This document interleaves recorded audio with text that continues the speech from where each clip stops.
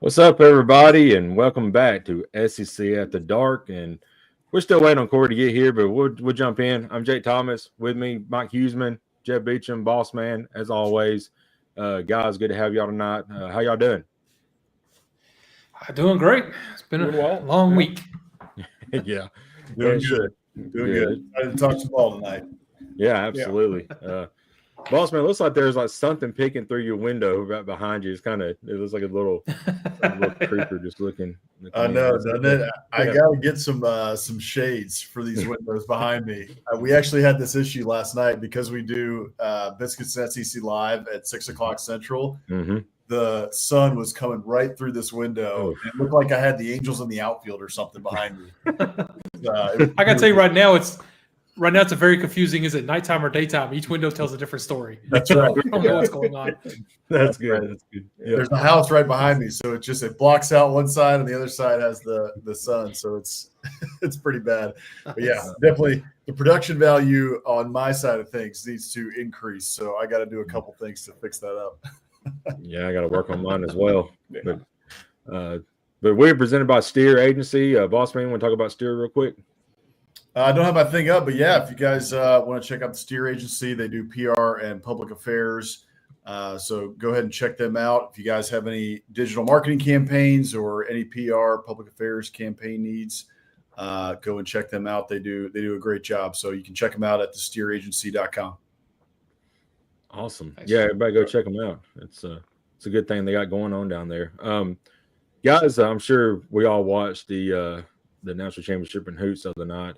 Florida won. It was a very good game. It was funny. I saw a lot of comments. Florida was down like 3 at halftime, and Clayton, he hadn't even scored a point yet. He was like 0 for 4 from the field. I mean, they had Houston clamped him down, but once he got rolling, Florida got rolling, and they ended up winning. What was it, 65-63, I believe. So, but let's just talk a little bit about that game real quick, man. Houston, 2 minutes to go, they had a lead and just could not get a shot off for those 2 minutes. It was crazy turnover, and then just I think they had a shot clock violation. It was just crazy. What y'all think about the end of the game?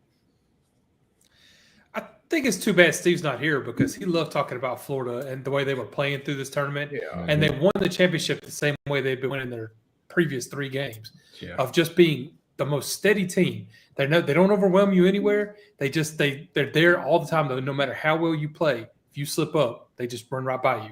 And it happened in all 3 games in a row, and then happened in the championship game. They didn't play, basically Florida win. Yeah, Mm-hmm. they didn't play elite defense, but down the stretch they did. They were very good defensively down the stretch when they had to be. They just never stop. Never. You can't take a breath against them. You can't count them out. Right. That's exactly right. Yeah. I wrote this in our newsletter on Wednesday that I think it was 3 straight games. So Elite Eight, Final Four, and then the national title, they were down by at least 8 points in every single one of those games at one point. And if you look at, the ESPN graphs, right, that show you percent to win and all that sort of in the trend line for the game, in all 3 of those games, their opponent had a 90% plus chance to win the game into the second half, into at least the middle of the second half in those games. So really impressive what Florida was able to do. And almost like, they were the cardiac kids. They just could never count them out. You could give them punch after punch after punch, and every time they would get off the mat. And it's one of those things too. All great teams, especially in basketball, right? Football too, for sure. But you're always kind of like looking across. If there's a team like that, there's always like one guy where you're like, but they have him, but they have, right? Like we're still worried about him.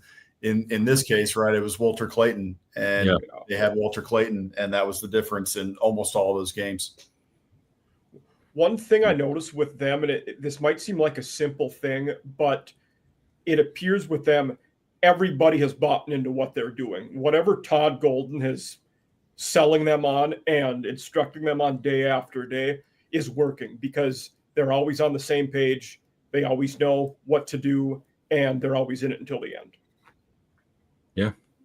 Yeah, they are. What it feels like. It was fun too, just to take an overall look at the tournament. So Rick, awesome to have 14 of 16 in 14 of 16 SEC teams in the NCAA tournament, and just a really fun year, really deep year, right, for the conference. And we touched on this on Biscuits and SEC Live on Wednesday, but just how the SEC in a lot of ways has overtaken these other conferences, right? We're looking at the ACC, which is a traditional basketball power, and they got 3 teams in the tournament, and it was like maybe they were going to get UNC in. UNC barely got in. And the Big Ten had a decent year, of course, but 14 out of 16 is just ridiculous. And I don't know if it's sustainable, but I do think that I think the SEC is going to be deep for a long time to come. I don't know that 14 is sustainable, but to that notion, I think the dominance in being the best conference can be in an NIL world, because the schools in the conference are massive universities that have a large bankroll and will be able to do that. And one thing, like in thinking about this concept for tonight, one of the things I thought of, coming from up north, Minnesota, and going to a small college, there are a lot of colleges up north, a lot of real small ones. In the South, that there aren't nearly as many. You have your major universities, and most people go to one of those. There are your D3 schools here and there, but there's way, way more of them up north. And I think because down south, everybody gets funneled to those bigger schools, that means when you're older and you're a businessman, you're giving money back to those schools, and it gets the whole state behind them on a way bigger level. Yeah, I agree. And that's really a good segue to our first topic.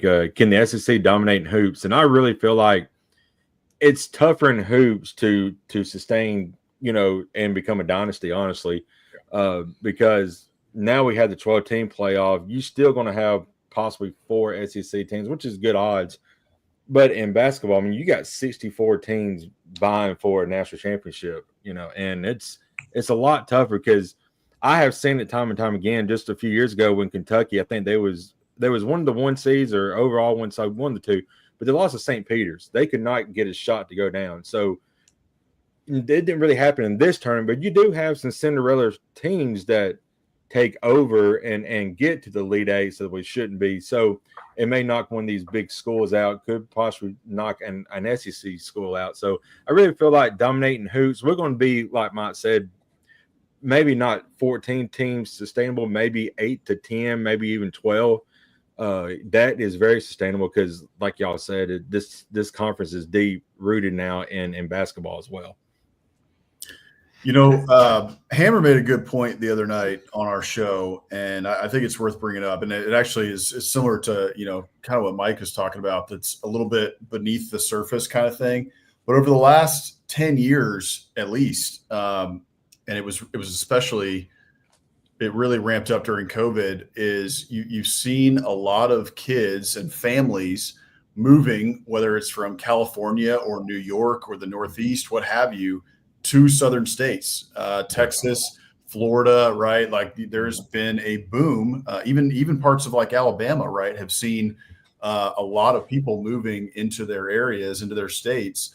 And I think that is kind of, what Hammer said basically is that because of that, now we're starting to see what that is doing, right? There's a lot more kids now in whether it's basketball or even football, right? And football, we've just always developed freaks here in the Southeastern Conference, and we have them everywhere, right? We've had them, we have them in Texas.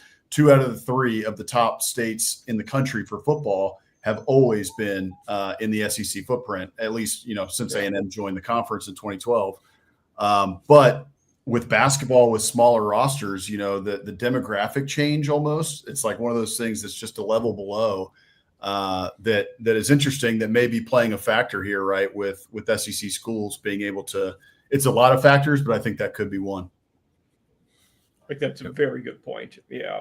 And you made a good point about, the South has always produced those athletes in football. That's a big difference. Like from up north, there are occasionally really good athletes. Almost none of them come from really small towns, though. The big city to big cities are fairly even. Small towns in the South, way, way better at producing talent than small towns in the North. That's true. Yeah. Yeah, that's a very good point. The other thing I think too about the SEC possibly being able to sustain a high level of basketball at this point is you're seeing schools just take it a lot more seriously. I think, right? Like they're investing money in coaches. You've got, for instance, right? We just saw last year Arkansas goes and gets Cal, right, away from Kentucky, and that kind of showed everybody that hey, Arkansas is not messing around. Right, like they believe that they're a basketball school, or that they should be competitive in basketball every year. They believe in their history and want to get back to that. And then this year, you saw schools like Ole Miss. Like Ole Miss, don't let Steven hear this, but I think he would agree with me in terms of history of their basketball program. How much history they really have. It's not a lot, but they were willing to get into an arms race with Texas A&M and pay up for Chris Beard and make sure that he stays in Oxford long term. And then you've got other schools, right, who, a couple who made the tournament. You've got Todd Golden now, who's a third-year coach who's going to – he should stay at Florida forever if he wants to, right? Probably going to be a Billy Donovan-like guy, maybe the NBA in 5 To that note, I was wondering, does he get the NBA call in the next 3-4 years? Very possible, sure. And he's a guy, maybe you take it, he's 39. Maybe you take that NBA job, because if you fail, well, then you'll still get the best college job that you want. Right. You're still young enough. Which is the calculation Billy Donovan made, and he just ended up deciding to stay in the NBA, right, and stay at that level. Yeah. But, just other coaches as well, right? Like Bruce Pearl's not going anywhere from Auburn. They're going to be perennially contending. Nate Oates, he's been at Alabama for a while now. If he continues to stay at Alabama will be in the mix every year. Same thing over at Tennessee, right, with Rick Barnes. So you're kind of looking across the conference, and maybe even Mark Pope too. We'll see what happens with him. But there's so much good coaches right now in the SEC on the basketball side that I can absolutely see the conference kind of staying where it is and becoming a basketball power for the next decade. Yeah, I think that's fair. And one thing, in my observation too, that is making the SEC better is they want to be good at all sports. Unlike a lot of other guys, like it's important to them to be competitive at everything. And that will to want to do it is massive, because then, like you said, boss man, you're going to pay coaches. Yeah. And having the money helps. Like you said earlier with the NIL, I think now they don't have to have that pedigree and be able to coach to recruit as well. They just go grab the best players they can from around the country. That's how Tennessee keeps reloading. Right. It's finding that one great transfer to come in. They still, they're putting their time and their effort into recruiting, and it's paying off. But the NIL is just jump-starting it all, I think, for the teams that have the most money, and the SEC tends to have the most money. Then what's Nico's problem with this NIL job? I heard about today. He wants more money, and he's going to get it. Okay. Yeah. Easy enough. At this point, with Boo Carter, it's different people on team. You give him what he wants at this point. Like he has you by the short and curlies. Right. And he knows he can. But, that's what Boo Carter did too. He wanted to be able to play two ways like Travis Hunter. They told him no, and he threatened to leave, and they backed down. That's what they're going to do now. Yeah. Because it's so easy to leave. Yeah. NIL's changed the sport for sure. And he can get a bunch of money anywhere. Well, other places, not anywhere, and he knows it. It leaves the school with much less leverage at this point. Yeah. It's just kind of wild to me, right? Because there's so much that you can discuss in terms of NIL, but we've talked about it a lot on this show in terms of Nico's performance, right? Like last year, he was above average. He was pretty good, right? And he was young, and we all think he's probably going to take a big step. But is he, in the NFL, right? Say last year was his contract year, which is essentially what he's doing now, right? He's trying to get a raise, basically.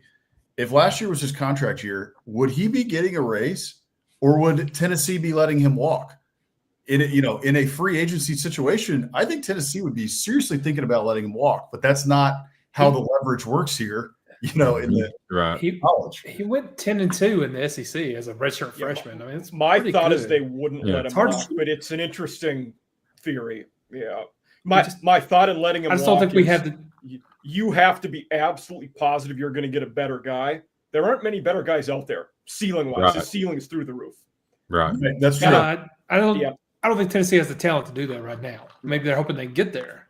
someone like Alabama might could let a quarterback walk, but Tennessee's just not there yet. Well, I know they wouldn't let him walk. I know they wouldn't let him walk. I'm just saying, hypothetically, right? In an NFL scenario where there could be other potential folks that you could go get, because I'm with you. Tennessee's between a rock and a hard place, right?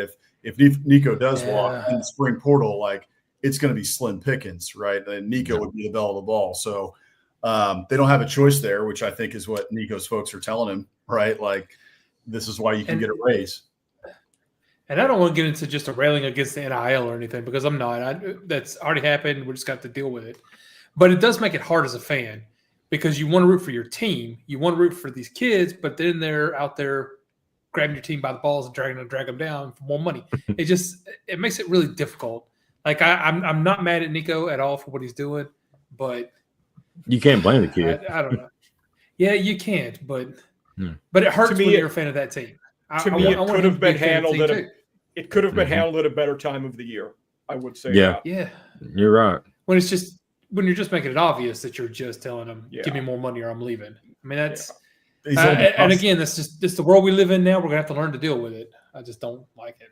I think some of the potential like backlash too from fans could be from that $8 million number, right? And who knows how real that was? I don't know if that's ever been confirmed. But I was gonna say that's more than most people are getting paid, so I don't know why you'd be complaining if that was real. But exactly, yeah. So unlikely that was the total number. But that's actually something I've been thinking about too, Jeb, is on the fan side. In this era of NIL and the portal and everything else, I think that all of us generally agree that it's been good for the players, right? And it probably was necessary to happen. Yeah. So I think we're all in agreement there. However, when you think of like everyone who's been considered in all of the changes that have been made in college football over the last decade, I was thinking about it the other day, and the fan is last. The fans have been put last, have almost been an afterthought in every piece of this, right? Your season tickets have never cost more money. A trip to your home team's stadium, if you're coming from out of town, has never cost more money. You're expected now also to pay into the NIL, right? We're expected to, hey, we need the next best 5-star, right? Help us out by chipping in $25 or what have you, give to the NIL. And then also, right, with the transfer portal, it's made it extremely hard to follow your team. A lot of, look, we cover the sport, right? We do our best, but it's even hard. There's sometimes I go look at rosters before the season. I'm like, oh, I forgot that guy transferred there, Mm-hmm. And then finally, the spring games. I've been on this thing about the spring games because it honestly drives me nuts. Like, I think that coaches are kind of using the portal as an excuse not to have a spring game. And I know that spring games were kind of watered down and, just kind of vanilla football, right? But it was still a fun thing for fans, especially young fans, right? To bring your kids to the stadium and to get them to meet the players and meet the coaches and do autographs, but also be able to watch football, right? And to be able to sit close to the field, because during game days, right, like most of the time, a lot of families can't afford to sit at the 50 line for, $200 or whatever for a family of 4. So I think we're losing something there. And I think that the fans have really lost out over the last decade in terms of what we're seeing throughout college football and a little bit of what has made college football special. Yeah, I agree. No, I could definitely agree with that. Yeah. It does feel bad. Like when I read the Nico thing, it kind of tears you because you don't know how to feel about it. Like, I'm not mad at Nico and I get where he's coming from, but there's just, as a fan, there's not what I grew up with. The college and the love of the game and when to play and being a fan of the team. And now it's just how much money can you get? Where can you go? Yeah. And, and being an in-state guy, going to the in-state, the school you've rooted for since you were a kindergartner, that's not really a thing anymore in most cases. No. Right. I do think in some schools it is, but definitely not. As people can't make as much money. Yeah. And I can't even say if I was in high school and a 5-star recruit and could go to places that paid me. I'm not saying that I wouldn't go for the money. I'm just saying as a fan who's been a fan of the team for 40 years, it's hard to watch sometimes. Yeah, for sure. Yeah, it's just so different too, right? Because we're used to in the NFL. That's how the NFL has always been. It's always been pro. Yeah, everyone understands what the whole thing is. And we even still get frustrated with some guys, holding out because, hey, you signed a contract. You know what I mean? Like, Right. you signed a 4-year contract and you're holding out at year 3. Like, I don't know what to tell you, man. But that's one of the reasons I like college better. The thing there too is exactly in the NFL though, that loyalty is a one-way street, because if a guy, a veteran, if a team doesn't want to pay him his last year of his contract, well, he's cut. So the contract thing is a two-way street there. And you understand there it's a business, so you can deal with that's it much easier. We know it's a job for everybody. Yeah. And college is going to be that way too. I just don't personally like it, but heck, maybe it already is that. Like. You said it's going to be. It might already be there. Yeah. We're definitely on that road. I think now it's just an out of control business. We got to figure out a way to control it a little better. We're getting to the point. It'll depend on like kind of what happens with the roster limits, in terms of the settlement that ends up coming out. But I would not be surprised to see, like a 4-star who hasn't performed in year 2 get cut, right? Like if we're getting to this point, like that sort of stuff is going to happen. Well, that's an interesting concept. I never thought of it until you just said it. Yeah. You wonder if that would hurt you down the road, like recruiting. If other schools are going to say, "Hey, they recruited a guy like you," and then they cut him and he lost his money. Well, and I don't exactly, because you have to get the roster down to a certain level, right, by a certain time of the season. So I think that would be after the spring window, right? So the thought would be, hey, you have a guy who's a 4-star, say, or a 3-star, right, or whatever it is, maybe a highly recruited guy, just hasn't performed well, hasn't performed up to your standards, and you're kind of looking at the spring window and you're like, we think it's going to be a heavy, cornerback. Based on what we're hearing, there's going to be a lot of cornerbacks going into the portal. This guy hasn't been performing. We've been paying him, and we think we can go get somebody better. What's going to happen? It's going to start happening. Cut. We're going to go into the portal and find somebody else. Yeah. Which, isn't necessarily good for the player at the end of the day. However, the argument is going to be from coaches is my job is to win football games, and this is a business now, and we pay kids to play football and to win games. And, this just wasn't cutting it. So we went and did what we had to do. And I kind of feel for coaches, man. I like playing this EA college football game now that's come back out. It's fun. If they start adding NIL into all this, I can't keep up with that. They will. Just give it time. Yeah. It's coming. Too eventually, I think. But man, I would hate to have to keep up with all this and have this like what our coaches going through now with having all your star players now saying, "Oh, we want more money or we're leaving." Right. Because I don't even think that's something the coaches can really control that well. So they're just kind of sitting around hoping their players don't leave. Well, one thing that NIL may help on the basketball side of things is you keep your star player more than just a year or two. Kentucky a few years ago with Cal, that was one of the big things that they couldn't stand was he was getting freshmen and they're lead to go to the NFL draft, and then all the one and dones, all the one and dones. So now you're able to maybe pay that star player, because honestly, you probably get more NIL money than you will if you are a lottery pick in the NBA right now. So maybe NIL can help in the basketball aspect of things, but on the football side, it's just a real struggle right now. Well, I mean, we saw that in football, right, with Carson Beck. Yeah. Carson Beck came to Miami because he was going to make more money than he was likely to make in the NFL because of his draft stock. Exactly. And I think that's even more so in basketball, because if you're a second-round pick in the NBA, you're 50-50 to make the roster. Mm-hmm. But a guy that's a second-round pick is one of his college team's best players and one of their highest NIL earners. Mm-hmm. Right. And I've seen that and now that decision already come up. I don't remember the name of the player. I apologize. So I can't tell you which article it was. But that's basically what he said was he got offered this amount of money to come back to college. And where he was expected to get drafted, it didn't match. So why would he go? I can play him, maybe make him play. I can go back to college and have an awesome time. I can go to the G League. I can go to Israel. I can go to Spain. Like, your options now are way better to stay in college if you consider it for a fringe pick like that. Exactly.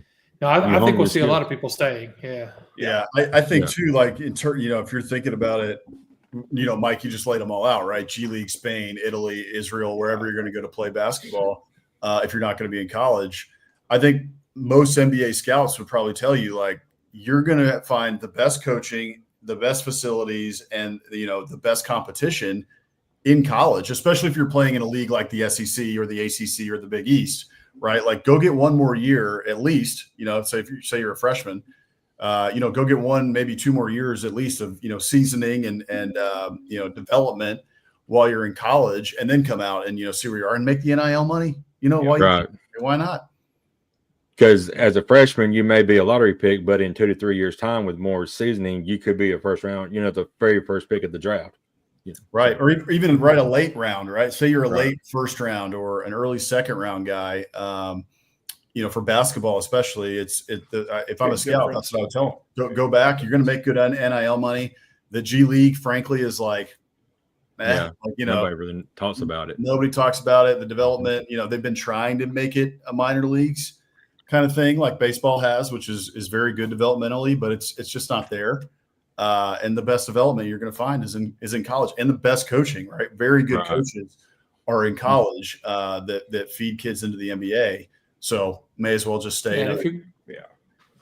If you're going back to a team where you're the top player, you're still going to have all the the attention as well. So people totally you'll stay on people's minds better, and maybe make a better chance of making a team in the NBA. So, no, I agree with you. I think that's going to actually help them a lot.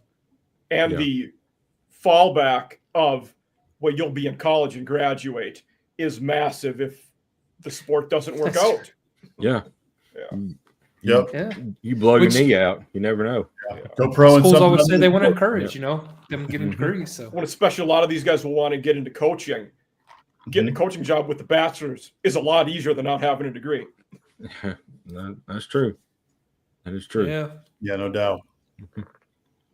So one of the things that I'm sure y'all saw in the chat that I want to discuss was, and it's going to be kind of, we don't really have to put like a actual 1, 2, 3, 4, 5, but who are the top 5 SEC basketball coaches in your mind right now? I mean, Calipari, Bucky McMillan. Yeah, we'll talk about that here in a minute too.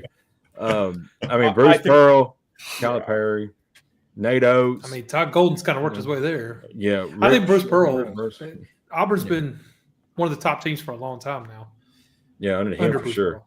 Yeah, and he took over a bad situation and has made him a contender. They were not great when he took over. I think his first year they didn't make the tournament, but ever since then they've been in it ever since. Rick Barnes has been in Tennessee a long time. I think Bruce Pearl's the longest tenured coach at the moment in the SEC. Rick Barnes is right behind him. Yeah. Mm-hmm. I worry about Rick Barnes retiring. That's probably going to happen soon, but I hope not at least 1 or 2 more years.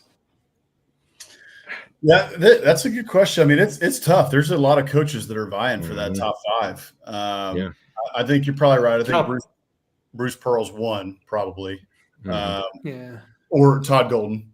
Todd Golden's got the national championship. Bruce Pearl doesn't. So maybe put Todd Golden 1 now. Todd Golden, probably Bruce Pearl, and then Nate Oates has got to be in there too, right? I think Rick Barnes is in there. Nate Oates is probably in there. And then that 5th spot, that's where it gets pretty dicey because you got Calipari at Arkansas, you got Chris Beard. Yes. You got Jans at Mississippi State, who's a great coach. And then you got Mark Pope as well, who I don't know if you can put him in the top 5 yet, but he's got to be in the conversation probably. Yeah. Right on the edge. I think there's it's tough because I say we have a good coach like Dennis Gates isn't even in the discussion for the top 5, but he's pretty good at Mizzou. He's very good. Yeah. Like that talks about how many good coaches there are in the conference right now. Porter and Mike Watt at Georgia, at Oklahoma. Yeah, right. Georgia's coach. That's right. Yeah. That's just part of that finally focusing on basketball thing because you could tell most of these coaches were hired in the last 2 or 3 years. SEC's just run out and grab great coaches all over the place. That goes for Texas too, right? I mean, bringing in what's his name, Sean Miller. Right. Hey, look, the guy's had success where he's been. You can argue about the off the court stuff with what happened at Arizona, but the guy's won basketball games and he's a good coach. I think he's going to have Texas back in pretty good contention here pretty quick. He's very good. Oh yeah, for sure. But It's weird to have Calipari so low, but he has been down the last few years. I would have Cal in my top 5. I think for me, not sure the order, but Golden, Pearl, Cal, Beard, and there was an obvious one I'm skipping over. Nate Oates. Either Oates or Oates. Oh, it was Oates. Yeah. Oates. Yeah. That makes sense. Yeah. I think that's fair. I think Rick Barnes is the guy can coach basketball. He wins regular season games. Yeah. He just has a lot of trouble in the tournament. I don't know why he can't get past, into a final. I'm also in the mindset of if I was starting a team now for the long haul, Barnes' long haul is 2-3 years. So I think that's why I was thinking the younger guys. Yeah.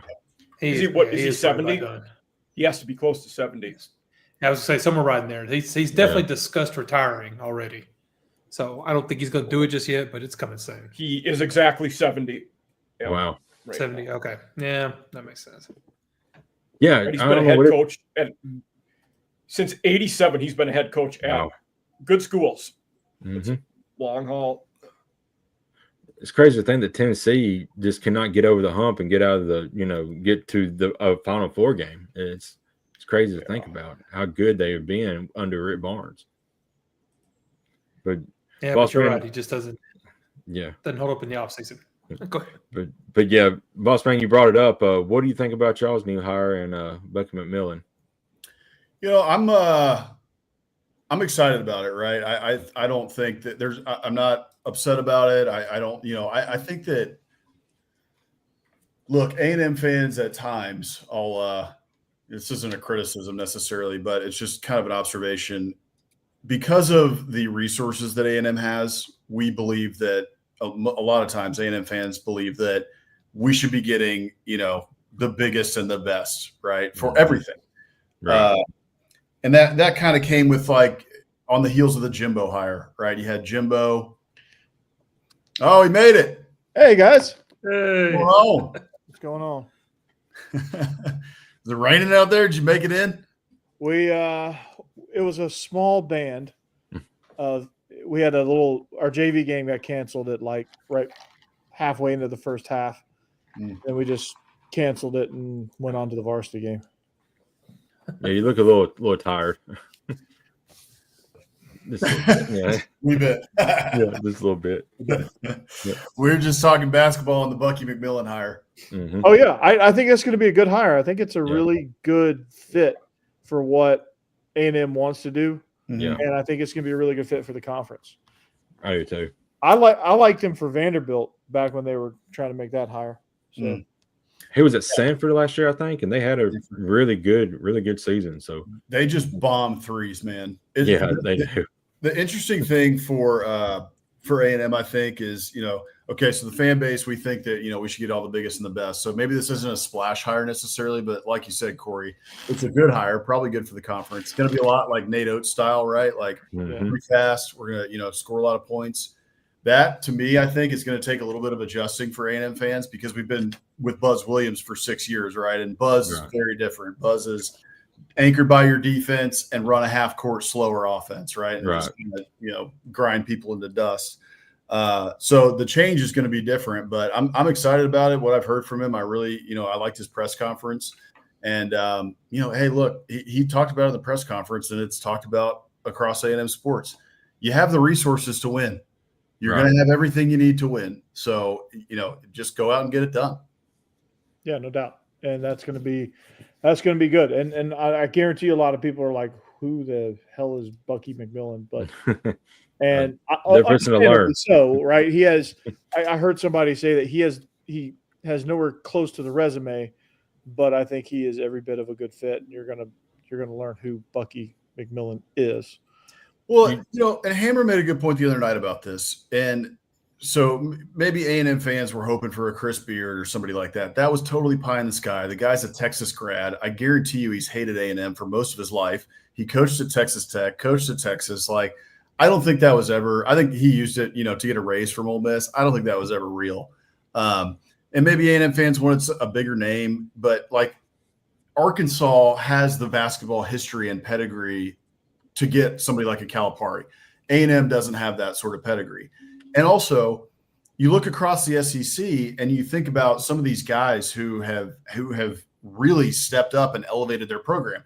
Nate Oates at Alabama, right? Todd Golden, we just saw him, San Francisco, goes to Florida, wins a national championship within 3 years. There have been guys who have been hired from these lower levels, from these, mid-tier schools that have come into the SEC and gone gangbusters and done very, very well. So with that, with what he did at Samford and a lot of what folks are saying about him, including, I saw Jay Billis, he was all about it. He was like, this is a great hire. Like, this was a home run for A&M. And I was like, okay, I agree. Sounds good. Yeah, for sure. And he coached at Mountain Brook in high school, and he actually coached Trendon Watford, who's in the NBA now. So he's coached some very good players, and he only lost 74 games in I think 10 or 12 years at Mountain Brook. Wow, it's impressive. Dang. Yep. Hope we can do that at A&M. Hey, it's gonna be tough. I mean, like we talked about, before Corey got on, about all the great teams that we have in the SEC in basketball right now. It's a fun league for sure. It's quite impressive what the SEC is able to do in basketball. I mean, when I was writing this, I was thinking maybe I was going to have a chance of getting on early and talking about it, but I think the SEC is poised to dominate for quite some time because they're just going to keep pouring money into it, and they're just going to and the transfer portal is just going to go round and round and round and round and round. I mean, more or less what we said. Yeah. And South Carolina is going to become good eventually. LSU is going to be good eventually. I mean, it's all going to be cyclical, right? And so, we might get 16 teams in the tournament. We might get everybody in next year. To me, it's going to start looking like football, right? Where you're kind of like, there are going to be years where, okay, you do have like a Mississippi State type of team. South Carolina was pretty bad this year, right? They were awful. But, but there are like everyone else is really good. And even like there are going to be years where the last team, okay, there's been years too where Mississippi State's been, maybe the worst team in the conference, although Vandy, until last year, right? Normally had been.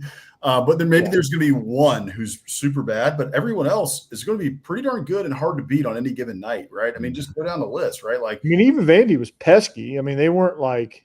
Sure, you could get beat by Vandy, most years during. We did. Yeah, they were pesky. Like, and even when they were getting blown out, like it was never a comfortable win until the second half, and then teams would just pull away because of depth. But now Vandy's getting involved in NIL, so I don't know that Vandy's ever going to be the same in that regard because of NIL and because of transfer portal stuff and because of the way they're restructuring their staff. Mm-hmm. They're here. I think they're going to start moving up the ranks a little bit. I mean, unfortunately for Mississippi State, it ain't going to be good for them. But I think Kentucky's going to go back down in football a little bit. They're going to go back to a basketball school. Yeah. I mean, they're going to return to their rightful place. Mm-hmm. Stoops gone. But yeah, I think, I'm with you guys there. I think it's going to be interesting. So, Mike, I really enjoyed your article, by the way. Thank you. Coaches. The Big 12 one dropped yesterday, too, for those of you that want to see it. I'll have to check that out. I haven't seen that, but I want to see if I can guess who number one was. I didn't necessarily rank them, but feel free to guess. Or like who we think has the most to prove, I guess. I think Matt Campbell needs to prove that he can do that again. Go, win 10 games again and get over the hump and win a big bowl game. I actually had Dave Aranda as the main one because was on the hot seat. Then last year they won 8 games. He's never had 2 winning seasons in a row. And I think another losing season cost him his job. So for me, Aranda was the main one. I would have said Aranda next, and then it was. I actually didn't have. For me, I always expect Campbell to be above average. But the thing you said about can he get over the hump to the playoffs? I said that about Chris Kleiman because K-State returns a lot next year. Yeah, and he's won 9-10 games most years he's been there. Because he's doing this a little bit. Yep. And he needs to. Yep. Exactly. He needs to take somebody needs to prove that they can take over the conference because I don't think Yeah. anybody owns that conference yet. Agreed. Yep. And then I hit, can Dion win without Shedeur and Hunter, keep the momentum going? Yeah. Can Satterfield just get it done? You know, he's really been bad there, but was good elsewhere. And then Joey McGuire was the last one. There another one.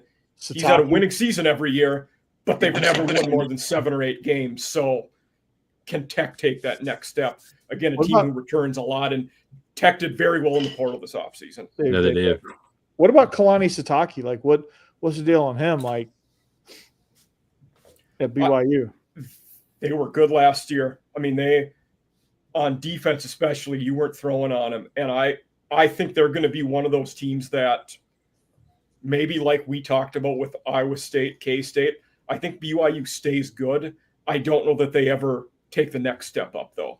Yeah, they're one that, and I think it's because they're so unique that the way they recruit's different from everybody else. Mm-hmm. Not in basketball. Holy cow! Yeah, that's fair. Yeah. I got a question for you, Mike. Oh, I'm sorry. Go ahead, Corey. No, you got it, boss man. I was just thinking about. So I looked at your article and saw the coaches you put down. Who were a couple that you considered that didn't make that? Because I have one in my mind that I think has something to prove. SEC or Big 12? SEC. Yes. Sorry, SEC. Honestly, so maybe it's because I'm focused on them. Shane Beamer might be one. You know, he's one above their expected wins 3 or 4 years. But we talked about this before. He showed a lot of bad things in that bowl game emotionally. Yeah. Can we kick that, attitude? So he's one for me. And Brian Kelly was one I thought about, but it was tough to specifically put in, okay, what does he need to prove to us? He needs to prove that he can win with an elite roster because he hadn't done that yet. Yeah, that's the one I was thinking of. Right? Yeah. And I know it's tough because you look at his record, right? He's got a Heisman with Jaden Daniels, all that. But they won 9 games that year. Right, exactly. What are we doing? He won the division his first year after taking over a god-awful roster, too, so I give him a lot of credit for that. Yeah, you got a good point there. I think there's a couple of things working against him right now that he's going to have to prove this year. He's going to have Nussmeier, right? So he's going to have a veteran quarterback. He's going to have a lot of talent. But I think there's a couple things that LSU fans are really frustrated with. One is the performance of that defense and the inability going into last year to address the needs in the portal that, on the back end of that secondary, especially, that defense has not looked like an LSU defense for a long time. And Harold Perkins has gotten worse every year since his freshman year. Yeah. Right. And it's, inexplicably, seemingly, that's been the case. I think he's got the right guy at defensive coordinator right now with Blake Baker. Yeah.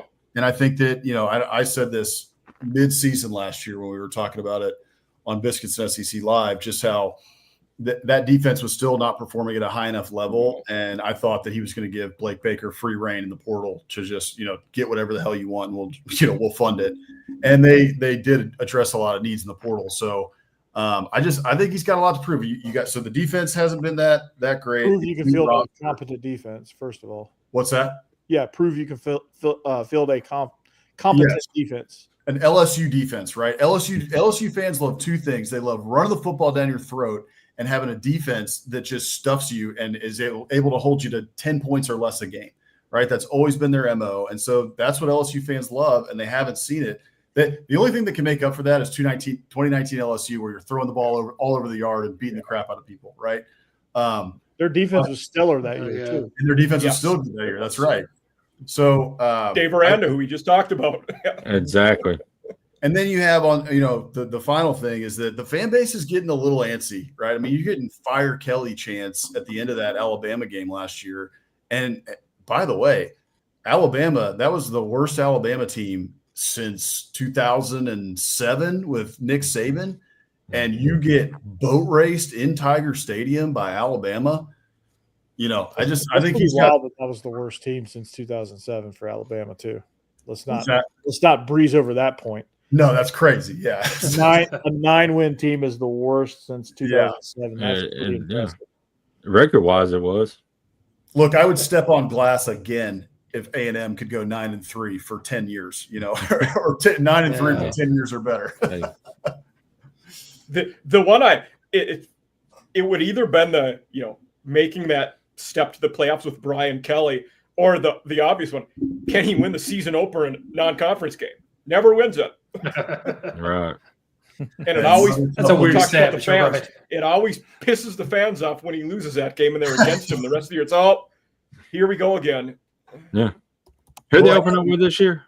They got Clemson. Clemson. Oh my God! So Clemson to open. Well, and that's a true road game. That is at Clemson.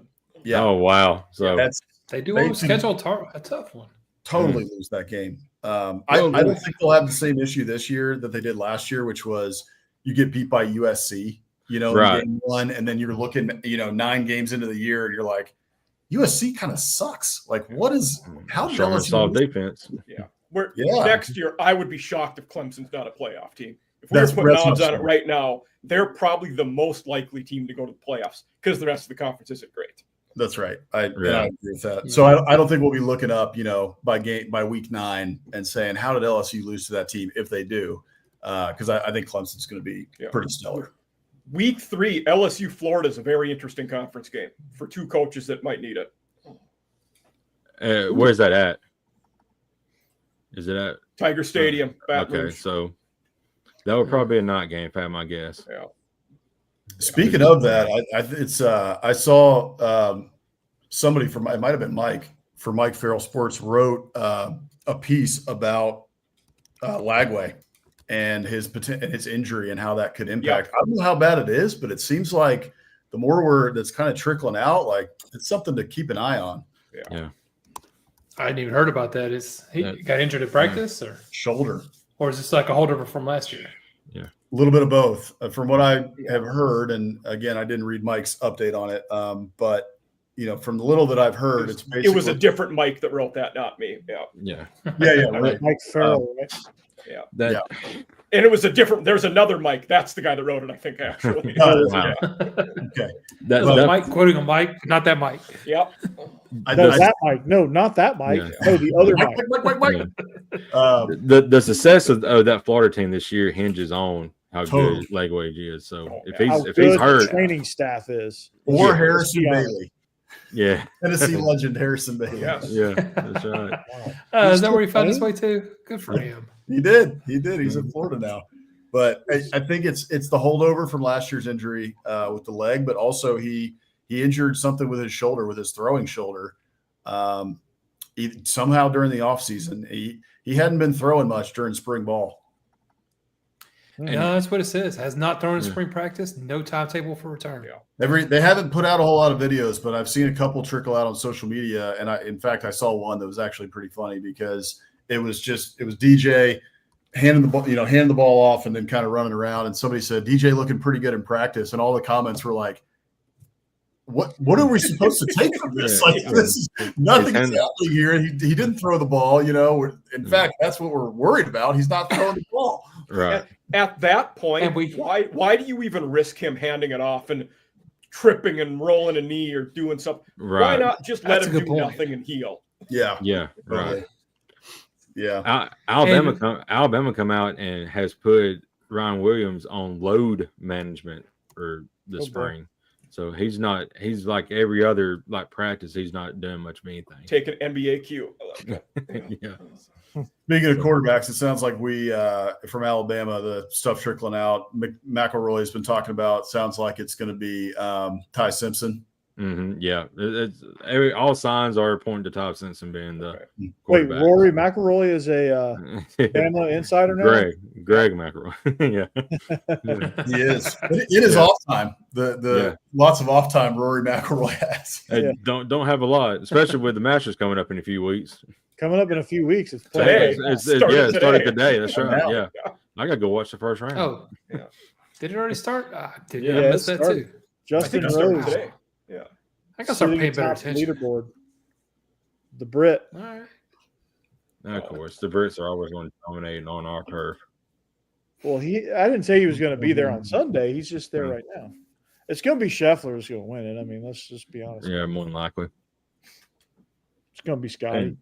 And I don't know if y'all get, this is, since we're going to be off the rails a little bit, but I don't know if y'all keep up with the Ryder Cup event like I do, but the U.S. has not won on foreign soil in the Ryder Cup since 1979.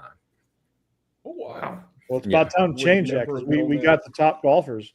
Right. But it's the Ryder Cup this year, I think, is in Michigan or somewhere up north. So, I mean, we'll probably win it, but just watch them go back in 4 years back overseas. Is it Keegan Bradley, the captain this time? I think so. Yep. Oh, that's going to be a good one. Mm-hmm. I watch Full Swing. Yeah. Keegan, Keegs, you're going to have probably likely DeChambeau, Brooks Koepka, Scotty Scheffler. You're going to have all the cat, like the American golfers right now are. They're pretty good. They're elite. I mean, I think they're going to break there and get the European win. They need next cycle. They need to. But so I put coolest uniforms in college football because I saw Mike an article by your boy Mike Farrell. I actually didn't see that one, but okay. Yeah. Well, I don't know which Mike wrote it, but he sent it out on X. But Mike. It was coolest uniforms in college football, so I thought that was a good off the rails topic. Ones that we like to see. Well, we know Jake's a huge fan of Oregon's uniforms. No, gross. And when they go the all highlighter yellow, no, or the highlighter greens. I think I love like uniforms. I'm a Uniwatch. I don't know if y'all ever Paul Lucas. I loved Uniwatch when I was a kid, and I've read it for a long time. So I love all the uniform stuff. But there's been some cool ones over the years. Like I really love like the alternates that are only worn like once or maybe twice, and the ones that Mississippi State wore. I think it was 2 years ago, maybe 3 years ago now, with Mike Leach, when they wore the ones that had the NASA, because they did something with the Rockets and it was the throwbacks. I thought the uniforms were fantastic. One of the third ones that I liked the alternate was the when FIU did the Miami Knights with McIntyre a couple years ago. Oh wow, the Miami Vice ones, yeah, those are sweet. Those are I awesome. loved Tennessee's too when they wore the orange helmets, and I know they will never wear them again after what happened in that game. Never. But when they walked out with them, I was like, "Dang, those are clean." I was in Williams-Brice that night. Oh wow. Were you? Wow. I feel like every South Carolina fan should buy that Tennessee helmet as like a trophy. Like I would just have them. Are we allowed to? The biggest one that got me that night, and I'm leaving the stadium, and most of the Tennessee fans, they were pissed, but not me. It was, we'd have won if Hooker didn't get hurt. It was a 30-point game in the second half when he got hurt. Yeah. I mean, they weren't winning that game. I think it would have helped the end of our season, but not that game. You're right. Yeah, they would have lost by 14 instead of 30. So I love Carolina throwbacks too that they've been wearing. That last year with the stars and the larger logo, and the Carolina with the garnet uniforms. I thought those were sweet. Yeah, Corey, we're not allowed to talk about uniforms without Steve. He loves uniform talk. It's true. Yeah. You think this is going to be the last time we're going to address it? No, it won't be. If I had to pick not an alternate, a standard one that's my favorite, I'd probably pick Florida State. Yeah. The Florida State ones from like the late 90s. Yeah. Yes. I mean, but the Garnett with the gold helmets. I think I don't like what they did with the spears in the back of their helmet where they crossed them. I don't like that. No, they stopped that. They did stop that. Yeah. Okay. I think last year maybe or 2 years ago.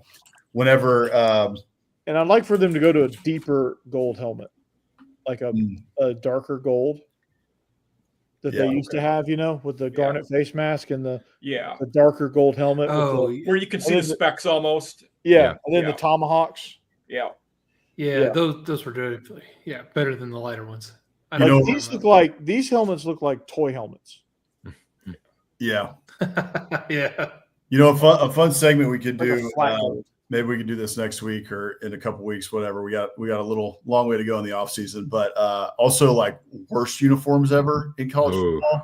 We could talk like the Nike Pro Combat when they did the Georgia Power Ranger uniforms. Yes, maybe the worst of all time. Those were awful. When Michigan State had the giant letters like for the that one, The highlighters. yes.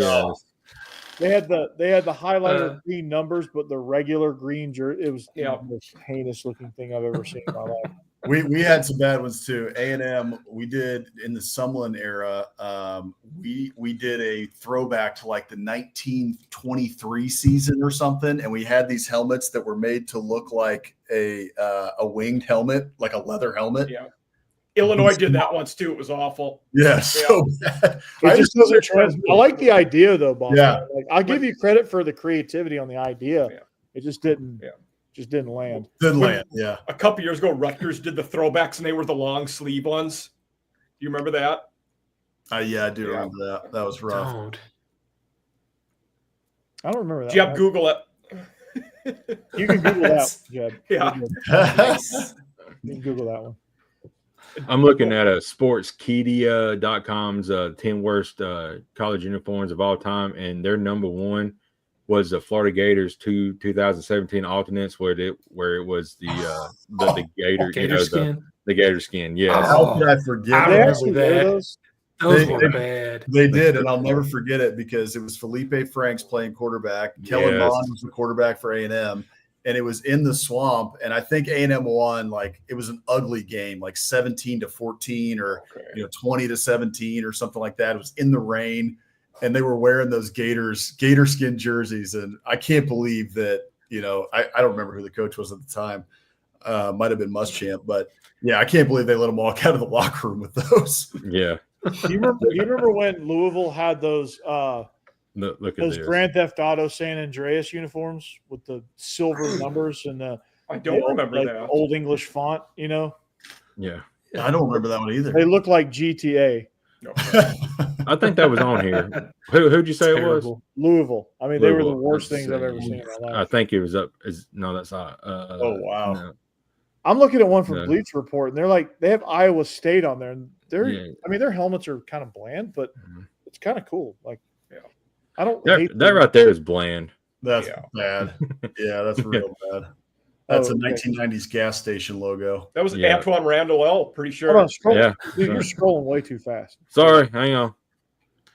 Oh, those are cool. Like, I like those. I don't hate that. Yeah. Those are cool. Those were Oh, that wild. Maryland flag. Yeah. I love Maryland's new jerseys with the red Lake helmets. Forest, that shouldn't be on there. Those are Yeah. sweet, boss man. Yeah, I like those. Sweet. Yeah. Those shouldn't be. Those shouldn't be. I like theirs. They have unique color. Yeah, those are fine. The QR codes for USF. Oh God, that should be number one. That's Just installed spamware on your phone. Oh, God, these right here. These are You've been generic. hacked. yeah. Generic. Just generic. Yeah. That's off college the football 2004 generic team. the Yeah. Indiana one looks like That's off the rack at Dick's. Yes. Yeah. Yeah. That was like when you went into college football, the NCAA Those football weren't game back terrible. in The the day. Louisville ones. They Those just weren't terrible. gave you a logo. The Cynical Wallace ones. Those Yeah. are I will say one team, some G5 love.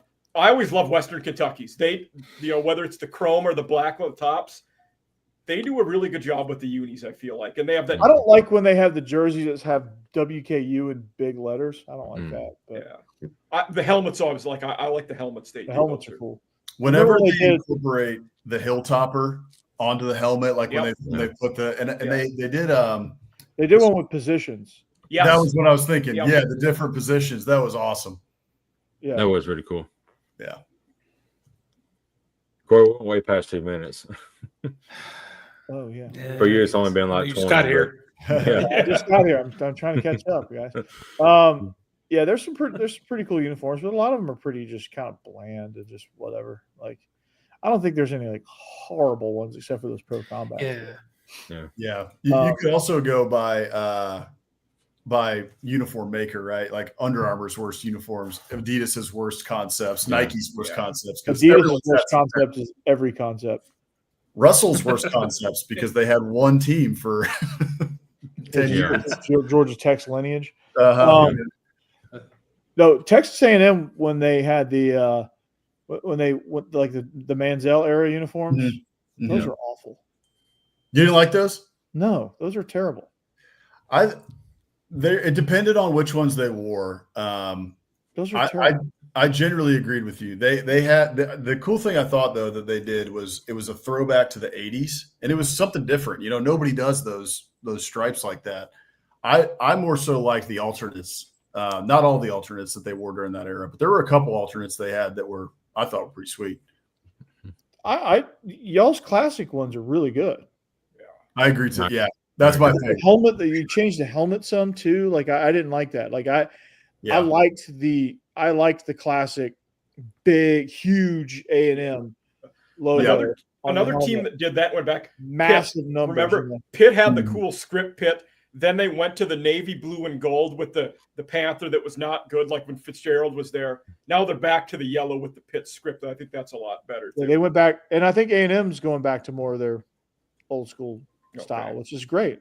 Like, yeah, it was Jimbo changed that our last year, in the last 2 years. He went back to the much more traditional A&M, and most A&M fans would agree with you, and I do too. Cool. Like I think there's something cool about it. They're just traditional. They're old school. It's kind of like, Good look. It's yeah, just a clean look. Yeah, it's agree. not like trying too hard. Like Adidas just can't come up with concepts. And we had some good alternates in the Sumlin years, and we had some bad ones. And one of the bad ones was the All Blacks were okay. I like the All Blacks against Mississippi State when Manziel was there were pretty sweet. But they did one. I think they did one against Mississippi State one year, and it was with Kenny Trill. And we wore these. It was all white, iced out, and they had chrome helmets, so you could barely see like the A&M on the white helmet. And then they had a big Texas A&M, or it was a state of Texas chrome with like numbers in the middle that were white. It was so weird, you couldn't see anything. It was just the concept was crazy. Yeah, those are terrible. Yeah, that sounds bad. I'll see if I can find a picture of them. Maybe sounds fun anyway. Yeah, maybe I could show it next week, but or just put it in our chat. But anyway, well, that's 2 minutes. Jake, I saw an X post from you. Bama After Dark. You see right there. Yeah. Yeah. That's coming soon. That's in the summer, so we're all looking forward to that. I got an announcement myself. Israel and I think we're going to try to debut the Regular Guys podcast next week. Nice. Excellent. So I think we're going to try to pilot run it and see what we got. It's going to be about sports, life, and just whatever comes to mind. Nice. Yeah, when you debuted. Little Silence is deafening. Yeah.